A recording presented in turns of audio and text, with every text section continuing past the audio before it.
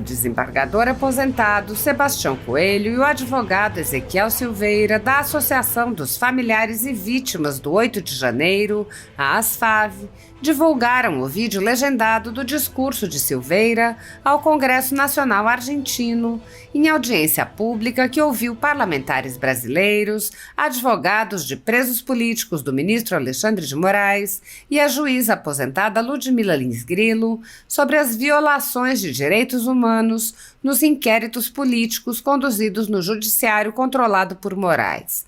A audiência pública foi organizada pela deputada Maria Celeste Ponce, parcialmente motivada pela quantidade de pedidos de asilo político que vem sendo recebidos pela Argentina de pessoas perseguidas por Alexandre de Moraes. Discursaram na audiência pública os deputados Eduardo Bolsonaro, Júlia Zanatta, Rodrigo Valadares e Marcel Van Hatten, além do advogado Ezequiel Silveira, representando a ASFAV, e a juíza Ludmila Lins Grilo, aposentada compulsoriamente por perseguição do judiciário controlado por Moraes e asilada nos Estados Unidos. No discurso divulgado por Sebastião Coelho, o advogado Ezequiel Silveira enumerou violações de direitos humanos perpetradas nos inquéritos políticos do ministro Alexandre de Moraes e lembrou que, apesar das constantes denúncias, o cenário de violações de direitos humanos persiste. Ele disse: o governo Lula, em conivência com a Suprema Corte e com a maioria dos meios de comunicação, estão acabando com a liberdade de expressão no Brasil. Lembrando San Martín, que disse que um povo que não luta por sua liberdade não a merece, o advogado disse ao ministro Alexandre de Moraes: nós lutaremos e conquistaremos nossa liberdade.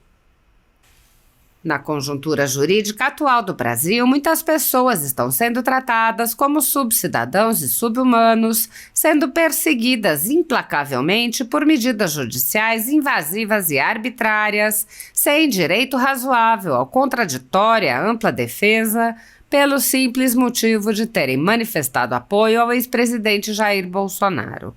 Por expressarem suas opiniões, são alvo de CPIs, de inquéritos secretos conduzidos pelo ministro Alexandre de Moraes no Supremo Tribunal Federal, ou são vítimas de medidas arbitrárias, como prisões políticas, apreensão de bens, exposição indevida de dados, entre outras. O ex-presidente Jair Bolsonaro chegou a advertir em um pronunciamento para uma manifestação da subprocuradora Lindora Araújo, da Procuradoria-Geral da República, que denunciou o uso da técnica da Fishing Expedition por parte do ministro Alexandre de Moraes. A técnica é comum nos inquéritos conduzidos por Moraes contra adversários políticos, jornais independentes e cidadãos que se expressam de maneira crítica contra a conduta de ministros da Suprema Corte. Neste modus operandi, o investigador promove uma devassa em pessoas escolhidas por ele para procurar algum indício ou algum motivo para acusação, em contrariedade ao preconizado pelo direito que deveria investigar fatos. Em inquéritos conduzidos em cortes superiores, observa-se um procedimento característico. Matérias da velha imprensa atribuem um rótulo ou marca a um grupo de pessoas e isso é tido como suficiente para quebras de sigilos, interrogatórios, buscas e apreensões, prisões e confiscos. As matérias e depoimentos de pessoas suspeitas são aceitas sem questionamento e servem de base para medidas cautelares contra as pessoas marcadas, após promover uma devassa nas pessoas e empresas no que é conhecido como Fishing Expedition. Os dados são vazados para a velha imprensa, que então promove um assassinato de reputações que dá causa a novas medidas abusivas. Conforme vários senadores já notaram, os procedimentos são comumente dirigidos aos veículos de imprensa independentes em evidente tentativa de eliminar a concorrência, controlar a informação e manipular a população brasileira. Os inquéritos são mantidos abertos por tempo indeterminado para continuarem a produzir seus efeitos devastadores sobre as vidas dos investigados que não têm meios para questionar as decisões. Em um inquérito administrativo no Tribunal Superior Eleitoral, seguindo esse tipo de procedimento, o ministro Luiz Felipe Salomão ordenou o confisco da renda de diversas pessoas, sites e canais conservadores, inclusive a Folha Política. A decisão recebeu elogios dos ministros Luiz Roberto Barroso, Alexandre de Moraes e Edson Fachin. E o inquérito passa de corregedor em corregedor, muitas vezes sem que a situação dos alvos seja sequer analisada. Após o ministro Luiz Felipe Salomão, já foram relatores do inquérito os ministros Mauro Campbell Marques e Benedito Gonçalves, e o atual relator é o ministro Raul Araújo. A decisão de Salomão não discrimina os conteúdos e atinge a totalidade da renda dos sites, com o objetivo de levar ao fechamento dos veículos por impossibilidade de gerar renda. Todos os nossos rendimentos de mais de 20 meses de trabalho são retidos sem base legal. Se você apoia o trabalho da Folha Política e pode ajudar a impedir o fechamento do jornal, doe qualquer valor à empresa Raposo Fernandes através do Pix, utilizando o QR Code que está visível na tela, ou o código ajude@folhapolitica.org. Caso não utilize Pix, há a opção de transferência bancária para a conta da empresa Raposo Fernandes, disponível na descrição deste vídeo e no comentário fixado no topo. Há mais de 10 anos, a Folha Política vem mostrando os fatos da política brasileira e dando voz a pessoas que o cartel midiático quer calar. Pix ajude@folhapolitica.org. Assista. Saludo a todos los presentes, en especial a la diputada María Celeste Ponce, por su iniciativa en la realización de esta audiencia. Con inmensa satisfacción recibimos la invitación de este honorable Parlamento argentino para denunciar la situación que se vive en Brasil, más concretamente en relación a las detenciones políticas. Mi nombre es Ezequiel Silveira, soy abogado de la ASFAV, Asociación de Familiares y Víctimas del 8 de enero, que asiste a cerca de 300 familias de presos políticos en Brasil. Aquí represento a la señora Gabriela Ritter, abogada, hija de un preso político y presidenta de la ASFAV. Ella envía sus más sinceras disculpas por no poder estar presente en esta audiencia debido a un problema de salud de su hija. Me acompañan aquí los abogados de la asociación, doctora Carolina Siebra y doctor Luciano Cunha. Señores diputados, todos los presentes, la escalada de persecución por parte de la Suprema Corte brasileña se inició en 2019 a través de una investigación de las fake news, completamente ilegal, abierta de oficio para censurar artículos periodísticos. Esta investigación, que todavía se encuentra en curso, fue denominada por el ex juez de la Suprema Corte, Marco Aurélio Melo, como investigación del fin del mundo, ya que cualquier persona considerada enemiga por el juez Alexandre de Moraes es incluida en este proceso. Después de este episodio, se iniciaron otras investigaciones contra los adversarios políticos de la Suprema Corte. Sí, la Suprema Corte tiene adversarios políticos. De oficio, sin solicitud de los órganos legalmente responsables. En las elecciones de 2022, los abusos de jueces de la Suprema Corte y del juez Alexandre de Moraes culminaron en la censura de algunas redes sociales y medios de comunicación de derecha, además de la conducción por parte del Tribunal Electoral del proceso de votación totalmente parcial y favorable al presidente Lula. Todo esto llevó a una multitud a las calles y a las manifestaciones frente a los cuarteles del ejército en todo Brasil. Las manifestaciones eran legítimas y las tres fuerzas, Marina, Ejército y Aeronáutica, emitieron una nota conjunta en noviembre de 2022 reforzando la legitimidad de las protestas. Hasta que, en el 8 de enero, en medio de una manifestación pacífica en Brasilia, un grupo de vándalos infiltrados invadió la sede de los tres poderes en Brasilia. A partir de ese momento, los abusos de la Suprema Corte alcanzaron un nivel aún más absurdo, decretando detenciones ilegales e indiscriminadas, secuestros de personas frente al cuartel del Ejército en el 9 de enero, entre otros hechos que relataré a continuación. Gostaria de hablar ahora sobre las violaciones de derechos humanos de los acusados. Trato inhumano y degradante.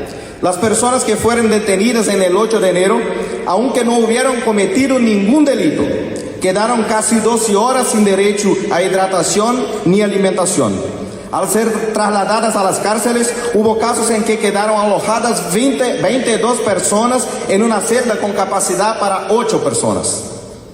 Se les ofreció comida en mal estado, agria, e incluso hubo casos que contenían larvas. No había tratamiento médico suficiente, lo que llevó a la muerte de uno de los presos políticos, Clériston Pereira da Cunha, o Clezão, cuya liberación fue denegada por el juez Alexandre de Moraes, incluso con varios informes médicos en el caso informando sobre su estado crítico de salud y con una opinión favorable del órgano acusador para que se esperara el juicio en libertad. Arrestos masivos e indiscriminados.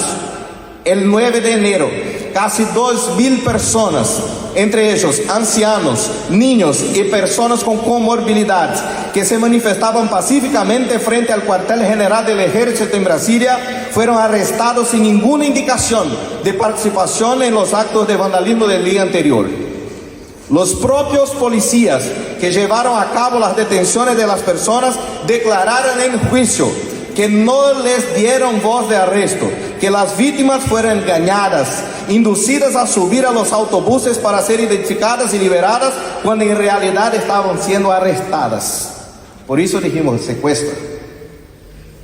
Abuso físico y psicológico practicado contra los presos. Estas personas fueron colocadas en autobuses y permanecieron durante horas sin acceso a agua, alimentos ni baños. Hubo personas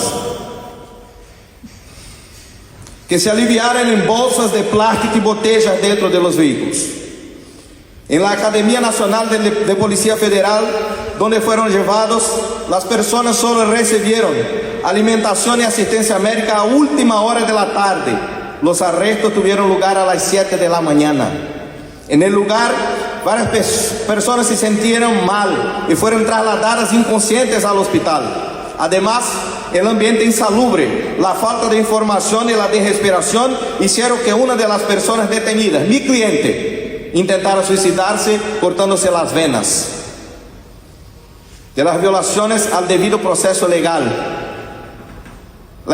procedimientos de investigación ilegales, la investigación 4879, abierta en 2021 para investigar supuestos actos antidemocráticos y que por ley ya debería haberse cerrado, sirvió como base para las investigaciones del 8 de enero, pero las defensas hasta hoy, nunca tuvieron acceso a los archivos.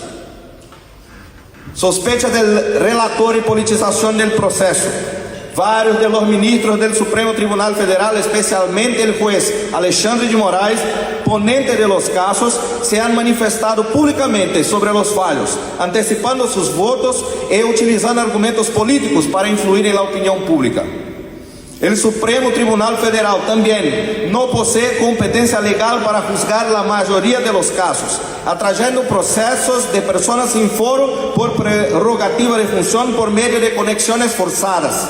Esto viola el principio constitucional del juez natural y retira de los acusados la posibilidad del doble grado de jurisdicción, derecho fundamental garantizado por la Constitución brasileña y por los tratados internacionales de derechos humanos de los que Brasil es signatario. Las defensas han sido sistemáticamente impedidas de ejercer su función de forma plena. El acceso a pruebas esenciales, como la totalidad de los videos de seguridad de los palacios, fue denegado. La celebración de audiencias de instrucción por videoconferencia, sin la posibilidad de confrontar a los testigos de acusación presencialmente.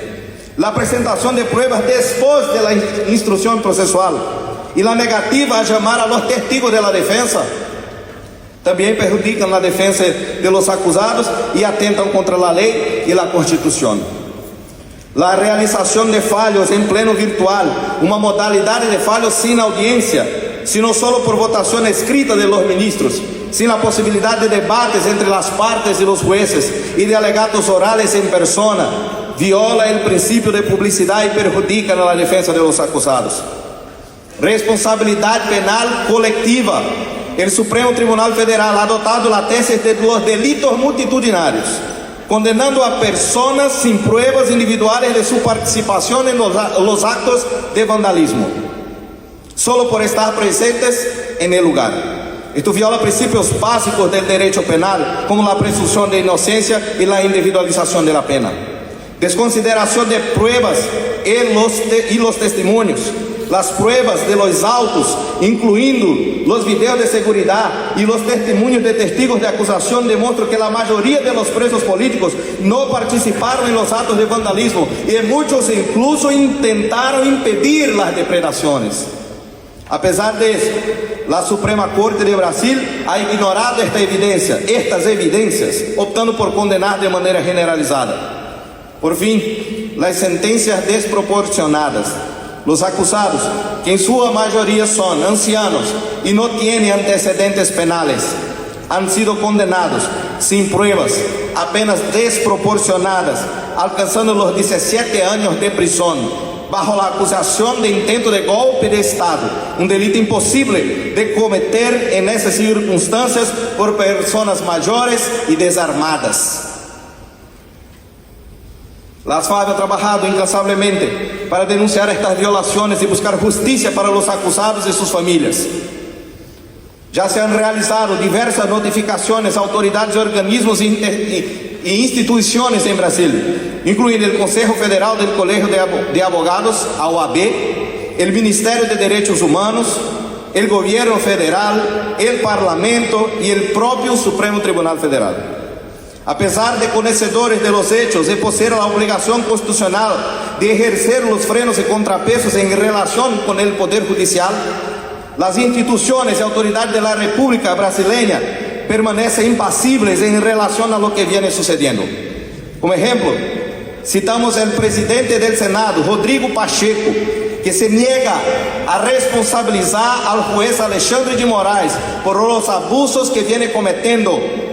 En el mismo sentido, viene actuando el presidente de la Cámara de Diputados, Arthur Lira, que está retrasando la abertura de la Comisión Parlamentaria de Investigación del abuso de autoridad de los ministros de la Suprema Corte, del diputado Marcelo Van Hatten, y no impulsa el avance de los proyectos de ley de amnistía a los presos políticos que tramita en Congreso Nacional, como dijo la diputada Julia.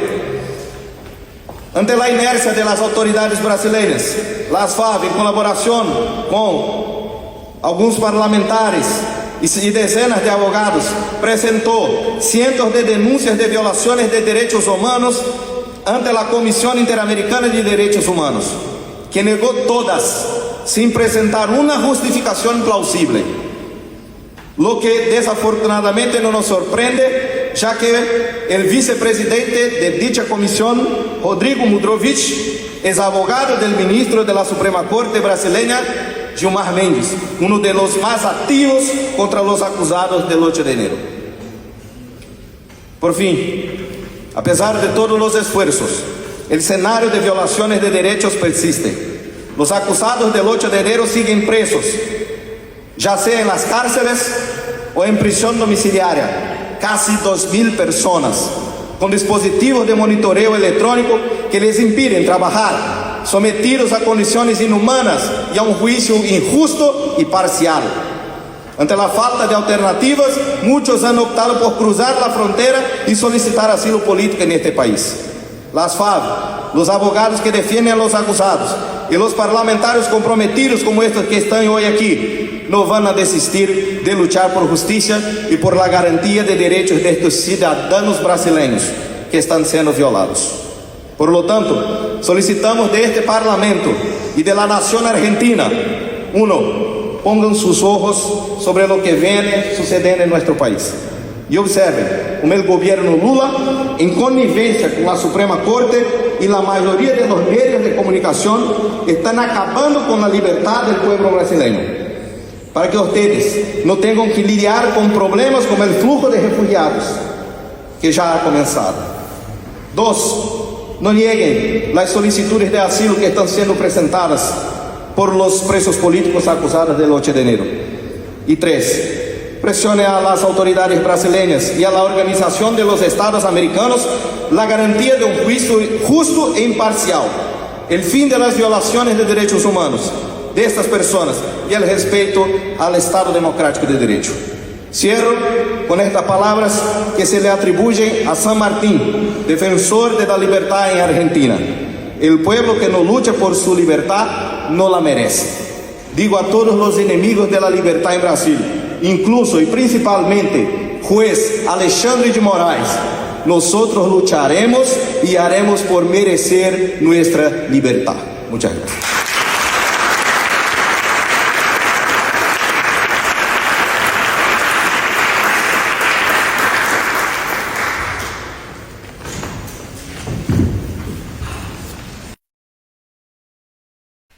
O desembargador Sebastião Coelho também divulgou um pronunciamento do senador Eduardo Girão a respeito da recente perseguição empreendida pelo CNJ. Assista. Mas, senhor presidente, o que me faz subir a tribuna hoje do Senado é sobre a decisão do CNJ, que está se desenhando aí mais uma caçada vergonhosa. Que vergonha, CNJ! Que vergonha! Que vergonha!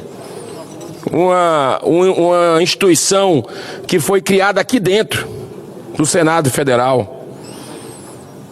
Há alguns anos atrás, alguns colegas votaram, está se prestando um papel de perseguir gente.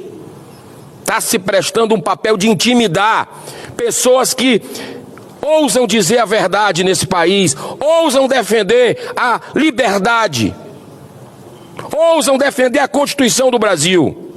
Que vergonha, CNJ! Serviço de quem?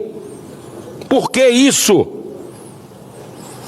Na sessão do Conselho Nacional de Justiça, realizada no dia de ontem, dia 11, por unanimidade, foi aprovada a abertura do processo administrativo disciplinar contra o desembargador aposentado Sebastião Coelho da Silva, em função de declarações críticas ao STF, com destaque para os abusos cometidos pelo ministro Alexandre de Moraes no inquérito do 8 de janeiro.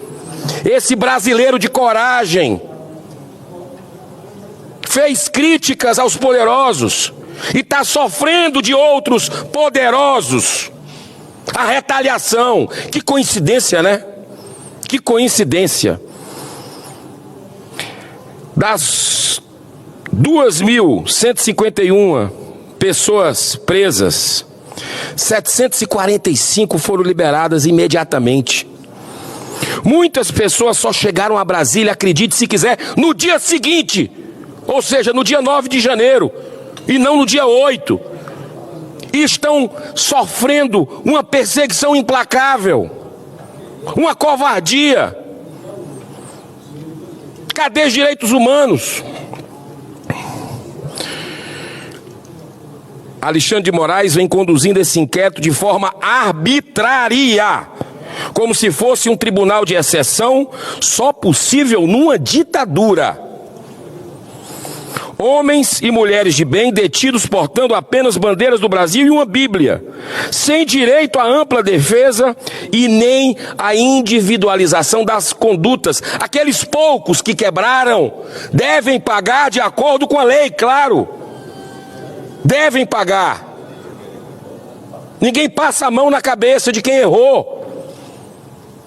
Mas muita gente que estava lá fora, que estava no gramado, está sendo condenada. E eu vou mostrar aqui. Cadê as pessoas de bem para colocarem as mãos nas consciências? Com a injustiça acontecendo. E aí eu volto a Martin Luther King, grande estadista humanista. Em momentos de sombra, de trevas, a gente tem que lembrar dessas pessoas. Sabe o que é que ele dizia? Sabe o que é que ele dizia? Olha só, uma injustiça em algum lugar é uma ameaça à justiça em todo lugar. E a gente está vendo a injustiça no Supremo Tribunal Federal, um lugar que devia ser de justiça. Pessoas com muitas comorbidades graves, como o emblemático caso de Clériston Pereira da Cunha, o Clezão, que teve 8 pedidos de habeas corpus negados, apesar do parecer favorável da própria PGR, e ele acabou falecendo no dia 20 de novembro, dentro da prisão, como um preso político em pleno século XXI no Brasil, sob a tutela do Estado. Poderosos com as mãos de sangue. Eu não vou me calar sobre isso. São muitos os casos de abuso, como por exemplo Gabriel Lucas Lote Pereira, que consta nos autos que foi detido no estádio Mané Garrincha, senador. Ou seja, a 4 quilômetros da Praça dos Três Poderes, 4 quilômetros daqui. Mas mesmo assim condenado a 12 anos de prisão. Ou então o caso da dona de casa mineira, Jupira Rodrigues, e da agente comunitária baiana Nilma Alves, que se mantiveram pacificamente o tempo todo no gramado de frente ao Congresso Nacional e ao STF, e mesmo assim foram tratadas como perigosos terroristas. Como é que se coloca a cabeça no travesseiro para dormir? Quem não se indigna com a situação dessa? Uma aberração. Mas voltando ao CNJ, Sebastião Coelho, uma das poucas vozes do magistério brasileiro com experiência em tribunais, como o doutor Fernando Carione também, como o doutor Ives Gandra, que se posicionam sobre isso, homens de bem. E o doutor Sebastião Coelho é um homem servidor do Poder Judiciário com mais de 30 anos de carreira exemplar, sendo eleito 8 vezes para conduzir a Associação dos Magistrados do Brasil. Nesse estranho julgamento, o voto do relator e corregedor Luiz Felipe Salomão a favor da abertura do processo disciplinar foi seguido pelos demais conselheiros por unanimidade. Eu considerei muito estranho, mas muito estranho, porque Sebastião Coelho está aposentado desde setembro de 2022.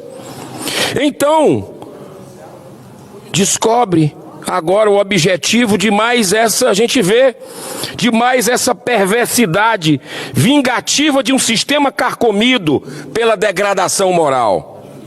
É que a máxima punição possível nesse caso é converter a aposentadoria de voluntária para compulsória, para então em seguida tornar o ex-desembargador inelegível. Esse é o objetivo. Um homem que é aplaudido pelo povo brasileiro por onde anda, seja em Brasília, onde ele mora, em São Paulo, onde ele vai para as manifestações, no Rio de Janeiro, onde ele vai para a rua protestar. Querem tirar mais essa voz em defesa do povo brasileiro. Em outra decisão recente do CNJ, a juíza Maria Youssef Murad foi punida com 60 dias de suspensão simplesmente por ter feito críticas a Lula nas redes sociais. Olha só o sistema agindo em defesa dele mesmo. Corporativismo macabro, covarde. Agora eu quero ressaltar aquilo que é a maior aberração moral praticada pelo CNJ. Todas as vezes que o magistrado é processado com provas de ter se corrompido, vendendo sentenças, é punido com a pena máxima. Sabe qual é a pena máxima? Aposentadoria compulsória. Parece piada, mas não é. Com salários proporcionais para o resto da vida, que podem chegar a R$40 mil por mês.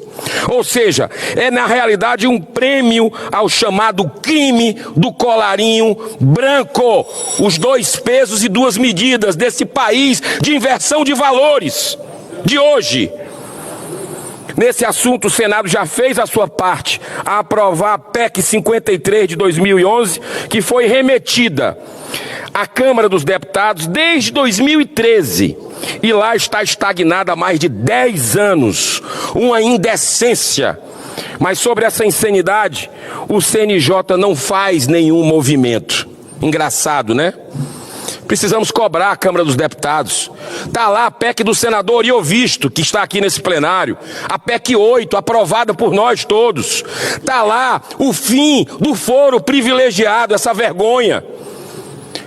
O Senado tem feito nesse aspecto sua parte, mas tem parado na mesa de Arthur Lira. A sociedade precisa cobrar isso. Atitudes dignas e corajosas, como a tomada por Sebastião Coelho, deveriam ser aplaudidas e seguidas por outros magistrados do Brasil, que certamente estão muito incomodados com os abusos de autoridade cometidos por ministros do STF, que vem desmoronando aceleradamente a credibilidade da instituição. Está aí os resultados das pesquisas que o digam. Cada vez mais derretendo a credibilidade do Supremo Tribunal Federal por esse tipo de abuso, por esse tipo de desrespeito à nossa Constituição.